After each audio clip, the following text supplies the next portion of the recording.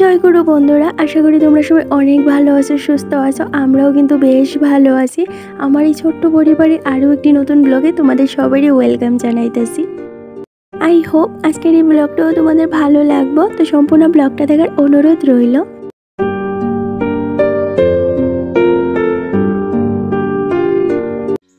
আর এখন ঘড়িকাটার সময় হইতেছে সন্ধ্যা 5টার মতো। তো আজকের ব্লগটা তোমাদের সঙ্গে নিয়ে এইখান থেকে শুরু করলাম। তো দিনটা ছিল বৃহস্পতিবার, আজকে ছিল তাল নবমী। তো আগের দিনের ব্লগে তোমরা তো দেখতেই পাইছো, সকাল থেকে ঠাকুর পূজা দেওয়া সমস্তটা তোমাদের সাথে শেয়ার করছি। তো এইটা ছিল সন্ধ্যার যে কাজগুলি আছে, এইটা শেয়ার করবো তোমাদের সাথে। একটা ব্লগে আমি আর সবটা দিলাম না, নাহলে ব্লগটা না অনেকটাই বড় হয়ে যেত আর তোমাদেরও বোর লাগতো। এই কারণে আমি এই যে 2টা ভাগে দিলাম, আশা করি তোমাদের ভালো লাগবো। সারাদিন তো না জানি কত ধরনের কাজকর্ম থাকে, এই সমস্ত কাজকর্ম যদি একটা ব্লগে তোমাদের সাথে শেয়ার করতাম যাই, তাহলে না ব্লগটা এতটা বড় হইব, তোমাদেরও দেখতে ভালো লাগতো না, আমারও এডিট করতে একদমই ভালো লাগে না। কারণ এত বড় ব্লগ আমি নিজেও দেখতে ভালো পাই না, তো তোমরা কী করে ভালো পাইবা। তো যাই হোক, এইদিকে এই যে দুপুরে খাওয়া দাওয়া কইরা সেরে না একটু শুয়ে আসছিলাম। একদম তো সকাল থেকে কাজকর্মগুলি করতেছিলাম। তো দুপুর হইতে হইতে না প্রচণ্ড পায়ে জ্বালাপোড়া করতেছিল, কারণ ওই যে ইউরিক অ্যাসিডটা বাইরে গেছে তো প্রচণ্ড পায়ে ব্যথা করতেছিল। তো দুপুরে খাওয়া দাওয়া করার পরে একটু রেস্ট করলাম।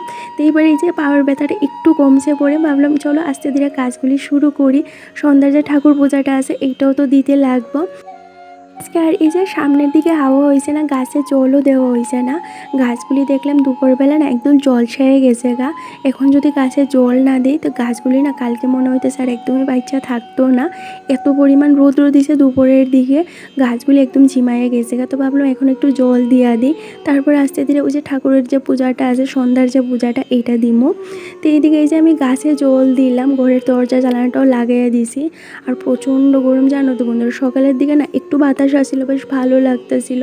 কিন্তু এই যে বেলা বাড়ার সাথে সাথে প্রচণ্ড রোদ দিছে, আর এখনও কিন্তু প্রচণ্ড গরম লাগতেছিল। রোদ তো সে কখন গেছে কিন্তু গরমটা রুইয়াই গেছে।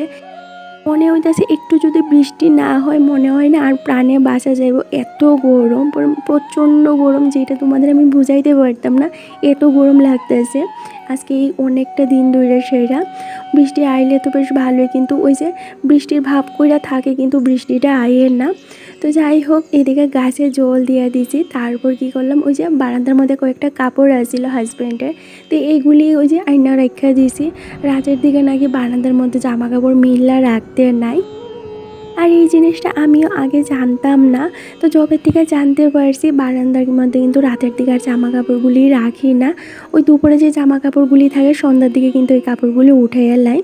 তো যাই হোক, এইদিকে বারান্দার কাজগুলির সাইরা ঘরটাও ঝাড়ু দিয়ে এলাইছি। তারপরে এই যে আবার স্নান করে আইলাম, যেহেতু সন্ধ্যার পরে বাইরে ঘুরে গিয়েছি, এই কারণে একদম স্নান টান সাইরা তারপরে এই যে এবার সন্ধ্যার যে পূজাটা আছে এইটার লেগে সমস্তটা রেডি করবো। আর দেখতেই পাইছিলাম সকালের পূজাটা কিন্তু আমার হাজব্যান্ডই করছে। আর তোমরা এত সুন্দর সুন্দর কমেন্ট করছো যে দিদিভাই দাদাভাই অনেক সুন্দর করে পূজা দিয়েছে, দাদাভাই অনেক সুন্দর করে আসনটা সাজাইছে। সত্যি গো, ও না অনেক ভালো পূজার কাজ করতে পারে। হয়তো ও এতটা কাজ করে না, কিন্তু যখনই করে অনেক সুন্দর করে করে। মাঝে মধ্যে আমার মনে হয় যে আমার থেকে অনেক সুন্দর করে ও কাজ করতে পারে। তো যাই হোক, সকালের কাজগুলি ও কইরা দেওয়া না, আমি কিন্তু সকালের যে আশিবাসি কাজগুলি আসিল বা সংসারে যে কাজগুলি আসিল, রান্না বান্না, এটা কিন্তু খুব সুন্দর করে কইরা নিতে পারছি। তারপর দুপুরের পূজাটা কিন্তু আমিই দিলাম। গত দিনের ব্লগেও তোমরা অনেক অনেক সুন্দর সুন্দর কমেন্ট করছো। সত্যিই গো, আমি তোমাদের এই কমেন্টগুলি দেখার পর না এতটা ভালো লাগতেছিল। আমার শাশুড়ি মা বাড়ির প্রতিটা মানুষের সঙ্গে কিন্তু আমি তোমাদের এই কমেন্টগুলি শেয়ার করছি। তো যাই হোক, এদিকে এই যে দুপুরের যে বাসন কইটা আসছিল ঠাকুর পূজা দেওয়ার পরে আর বাসন কইটা দেওয়া হয়েছে না, তো এবার ঝটপট করে বাসনটা ধুয়ে নিয়েছি। এবার চলো, এদিকে তো সন্ধ্যা হয়ে যেতেছে ওই 6:30-6টার মতো বাইচা গেছে তো তাড়াতাড়ি করে সন্ধ্যার পূজাটা দেলাই। ওই 7টার মধ্যে তো সন্ধ্যার পূজাটাও দিতে লাগে, তো এখানে ঝটপট করে সেরে যে বাসন কইটা ধুয়ে এবার বুকটাও রেডি করে লেছি। আর সন্ধ্যার বুকে তো এত বাড়ি কিছু যায় না, তো এখানে এই যে হাজব্যান্ড আনছিল বাতাসা, তো এইটা দিয়ে সন্ধ্যার বুকটা দিমো। গড়ে পূজা দিতে না আমার বেশ ভালো লাগে, কিন্তু বেশি একটা বাসন না থাকার কারণে বা জায়গা না থাকার কারণে না আমি আর গড়ে পূজা দিতে পারি না। কিন্তু আস্তে ধীরে কইরা সেটা চেষ্টা করতেছি ঠাকুরের বাসন আনার একটা দুইটা কইরা, কারণ একসঙ্গে তো আর এত বাসন আনা যায় না। তো যখনই কোনোখানে যাই ঘুরতে বা মেলায় যাই তখন কিন্তু একটা দুইটা করে ঠাকুরের বাসন আনি। তো এখন বেশ বাসন হয়ে গেছে গা, মোটামুটি ঘরে একটা ছোটোখাটো পূজাও দেওয়া যায়। আর এই আসনটা নিয়ে তোমরা এত ভালো ভালো কমেন্ট করছো আর এত সুন্দর সুন্দর কমেন্ট করছো, সত্যিই গো আমি অনেকটা খুশি হয়েছি। তো এই আসনটা সাজানো নিয়ে তোমরা কইছো দিদিভাই আসনটা অনেক সুন্দর করে সাজাইছো, তো থ্যাংক ইউ সো মাচ তোমরা সবারে। আমি চেষ্টা করছি জানো তো মনের মতো করে আসনটা সাজাই নিতে, নিজের মতো করে যেইটুকুনি সামর্থ্য আছে সেইটুকুনি সামর্থ্যের মধ্যে ওই। এইদিকে দেখো তোমাদের সাথে গল্প করতে করতে ঠাকুরের বুকটা কিন্তু রেডি করে নিয়েছি। আর সন্ধ্যার দিকে তো ফুলও দিতে নাই আসলে, এই কারণে আর ফুলটা দিলাম না। আর একটা দিদিভাই আমার কমেন্ট করছিল যে সবসময় বুকে নাকি তুলসী পাতা দিতে হয়।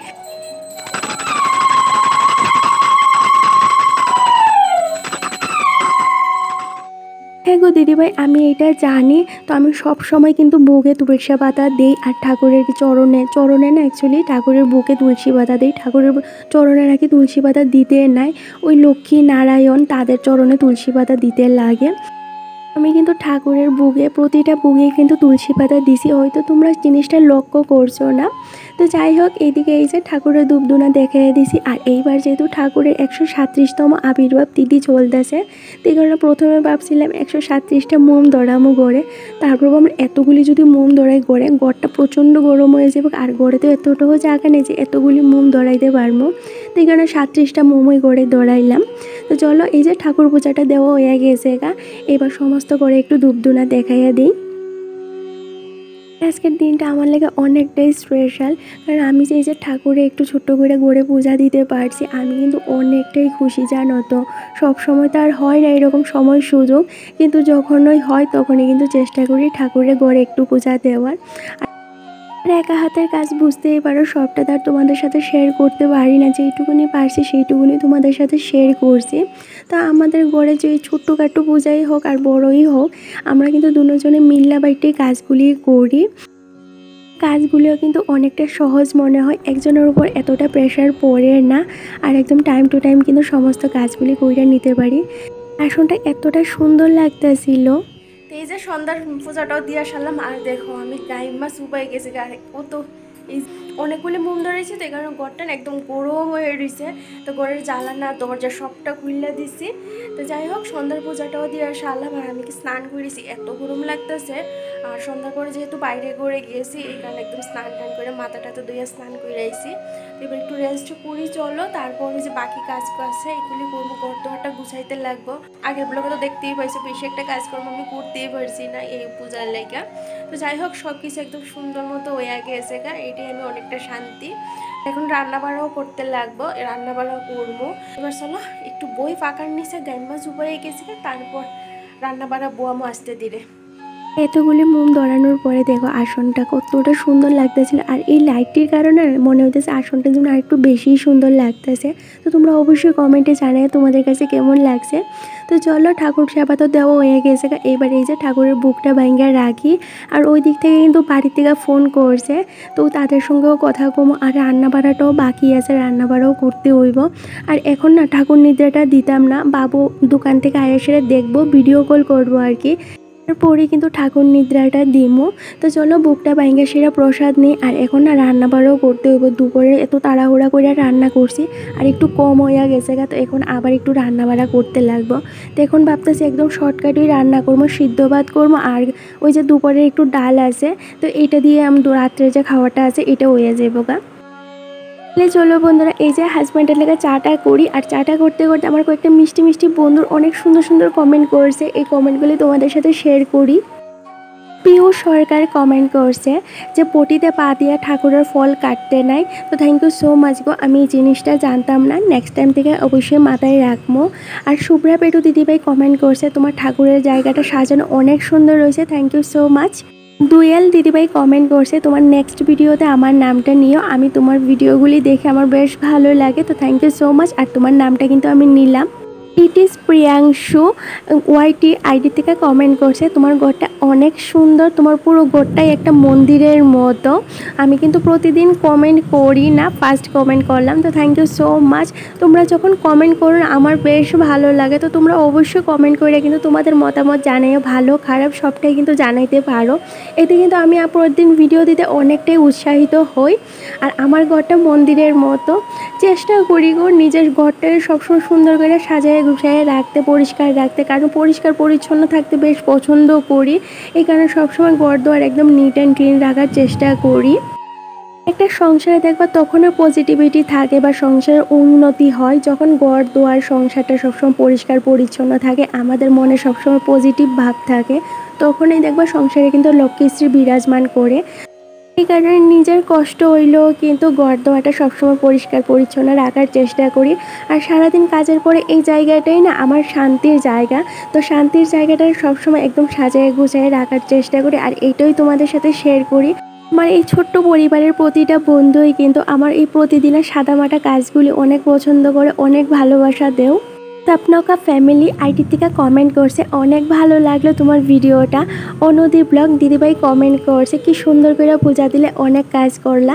তোরা কর্নার আইডি থেকে দিদিভাই কমেন্ট করছে, খুব ভালো লাগলো তোমার কথাগুলো শুননা। আর শিল্পাস হোমমেড ফুড দিদিভাই কমেন্ট করছে যে ঠাকুরঘরটা সাজানো অনেক ভালো লাগছে, তো থ্যাংক ইউ দিদিভাই। আর রুম্পা পাল দিদিভাই কমেন্ট করছে যে কালকে ভিডিও না পেয়ে অনেকটাই মন খারাপ হয়েছিল, তো সরি গো, আমি গতকালকের আগের দিন ভিডিও শেয়ার করতে পারছি না। তোমাদের কালকের ব্লগে আমি কইছিলাম যে কি হয়েছে, অনেক সময় ওই জায়গা ওই যে সারাদিন এত কাজের চাপ থাকে, তো কখন কি করি মাথাটা একদমই ঠিক থাকে না। মাঝে মধ্যে মনে হয় এত তাড়াতাড়ি বিয়ে না করে না আরও পরে বিয়ে করলে মনে হয় ভালো আসছিল, কারণ এত কাজের প্রেশার না, মাঝে মধ্যে এত কাজের প্রেশার আর নিতে পারি না। এইটা নিয়ে আমার হাজব্যান্ডের সঙ্গে অনেক সময় না এত ঝগড়া লাগে যে তুমি কি লিগে আমার কাজে হেল্প করো না, বা তুমি আমার একটু হেল্প করতে পারো যেই দিন তোমার ছুটি থাকে। তো ও তো কই যে তুমি তাহলে আমার ডিউটিটা করো, আমি সংসারের কাজগুলি করি। তো ওই যে উৎসাহর মতো দুই একটা কাজ করে তারপর আর পারে না, তারপর এসে এই যে বয়া জায়গা। তো বুঝতেই পারো একা হাতে সারাদিন এই যে দৌড়ের উপরেই থাকি, তো কখন কি হয়ে জায়গা বুঝতেই পারি না। তারপর যখন মাথাটা ঠান্ডা হয় তখন গিয়ে দেখি উল্টাপাল্টা হয়ে জায়গা। তো যাই হোক, শেয়ার করতে পারলাম না, কারণ ভীষণ কষ্ট লাগছে। তো একটা দিদিভাই আমার গতদিনের ব্লগে সে কমেন্ট করছিল, অনেক আশা নিয়ে সেটা বয়ে আসছিলাম যে তোমার ঠাকুর পূজা দেওয়ার ব্লগটা দেখবো, কিন্তু এই ব্লগটা ডিলেট হয়ে গেছে। না গো দিদিভাই, পূজা দেওয়ার আগের দিন যে ব্লগটা আসছিল ওই ব্লগটা ডিলেট হয়ে গেছিলো, বা পূজা দেওয়ার ব্লগটা কিন্তু ডিলেট হয়েছে না। এদিকে তোমাদের সাথে দেখো গল্প করতে করতে অনেক দূর আয় পড়ছি। এদিকে রান্না বান্নাটা বয়ে সেটা ঘর দোয়ারটা গুছিয়ে নিলাম। এমনি তো কালকে প্রচুর কাজকর্ম করতে লাগবো, সকাল থেকেই জানি একদম কোমর বাইতে সেটা কাজে লাগতে যাইতে লাগবো, কারণ ঘর দোয়ার অবস্থা ভীষণ খারাপ হয়ে রয়েছে। এই যে সন্ধ্যার দিকে যেইটুকুনি পারতেছি এইটুকুনি কাজই কিন্তু আগেই রেখে দিতেছি, যেহেতু সকালবেলা ঠাকুরঘরটা পরিষ্কার করতে লাগবো, সমস্ত জিনিসপত্র গুছাইয়ে রাখতে লাগবো।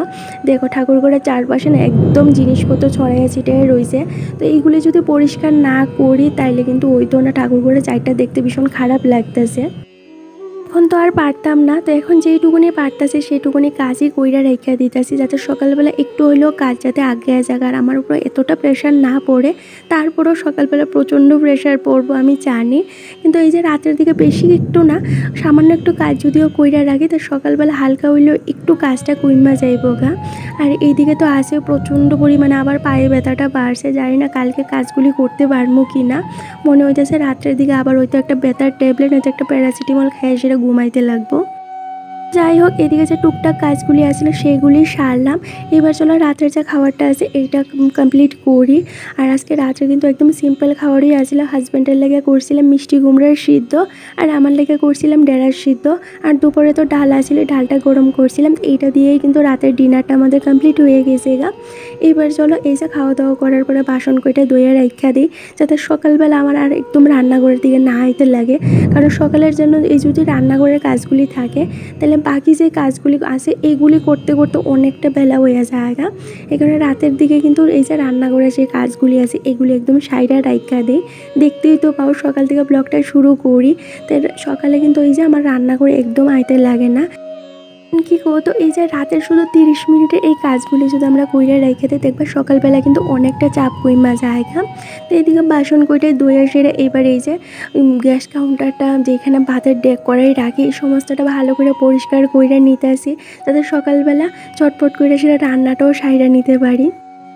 জগৎ বন্ধু সাহা আইডির থেকে বর্ষা কমেন্ট করছে, হাই দিদিভাই তুমি কেমন আছো? আমার নাম বর্ষা। তো আমি ভালো আছি, তুমি কেমন আছো অবশ্যই কিন্তু কমেন্ট করে জানাইও। গৌরব বোস আইডি থেকে কমেন্ট করছে যে দাদাভাই অনেক ভালো, অনেক সুন্দর করে সাজাইছে, আমার ভালোবাসা নিয়ে তোমরা ভালো থাকো। তো থ্যাংক ইউ সো মাচ গো, আমরা ভালো আছি, তোমরাও কিন্তু অনেক ভালো থাকো। আর দাদাভাই ভালো গো, যখন কাজগুলি ইচ্ছে করে তখন কিন্তু অনেক সুন্দর করে কাজগুলি করে, আর যখন ওর ইচ্ছে করে না তখন না তুমি হাজার কইয়া সেটা ওরে দিয়ে একটা গ্লাসও কিন্তু উঠাইতে পারতা না। তো ওই যে কালকের যে পূজাটা আছিল ও কিন্তু অনেক সুন্দর করে করছে নিজের ইচ্ছের থেকে। ওই দেখতেছে আমি যখন আর পারতাছি না তখন কিন্তু নিজের থেকে গিয়ে এসে আমার একটু হেল্প করলো।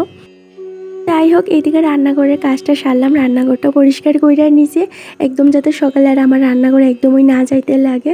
এবার চলো এই যে ফ্রেশ হই, আর এত গরম লাগতেছে দেখতেই পাইতেছো, গায়ে মানে একদম চুবা হয়ে গেছি গা। তো এই যে ফ্রেশ হইলাম, এবার একটু স্কিন কেয়ার করবো, তারপর মশারিটা লাগামো। আর এখন তো ঘুমানি হইতো না, ওই যে ভিডিও এডিটার কাজটা আছে এটা যদি না সারি তাহলে কালকে সকালে আবার ভিডিও দিতে পারতাম না। জানো তো অনেক সময় কী হয়, ভিডিও এডিট করতে করতে কখন যে ঘুমায় যায় কইতেমই পারি না। আবার যখন হঠাৎ করে ঘুমটা ভাঙে আবার ভিডিও এডিট করা শুরু করে দেয়। ওই যে আধ ঘুম আর আধ ভিডিও এডিট করে এইরকম করেই চলতে আছে জীবনটা। যাই হোক, এদিকে স্কিন কেয়ারটা কইরা চুলটাও বাইতে নিয়েছি, এইবার চলো মশারিটা লাগাই।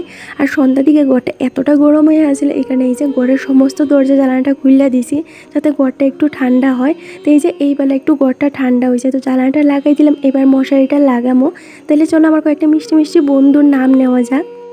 অনামিকা সূত্রধর, সুপ্রিয়াস হোম, দেবাশিস সর্দার, পম্পি শর্মা, অনদী ব্লক, পূজা রয়, ওম জেস ব্রাইডাল মেকআপ আর্টিস্ট, সোনালী সাহা, মধুমিতা মণ্ডল, রুম্পি পাল, মিঠুন দাস, বিশ্বাস তাপ্তি। তো থ্যাংক ইউ সো মাচ তোমরা সবাই। আর যাদের নামগুলি আমি নিতে পারলাম না এই ব্লগে বা যাদের কমেন্টের রিপ্লাই দিতে পারলাম না, প্লিজ তোমরা কেউ কিছু মনে করো না, আমি নেক্সট ব্লগে কিন্তু তোমাদের কমেন্টগুলি রিপ্লাই দিয়ে দিব। কারণ ওই যে একদিন ব্লগ আমি তোমাদের সাথে শেয়ার করতে পারছি না, এই কারণে প্রচুর কমেন্ট জমা রয়েছে। তো অবশ্যই তোমাদের সেই কমেন্টগুলির রিপ্লাই আমি দিব। তাহলে আজকের ব্লগটা এখানে শেষ করলাম, ভালো লাগলে অবশ্যই চ্যানেলটা সাবস্ক্রাইব করে একটা লাইক একটা কমেন্ট করে জানিয়ে আজকের জন্য টাটা।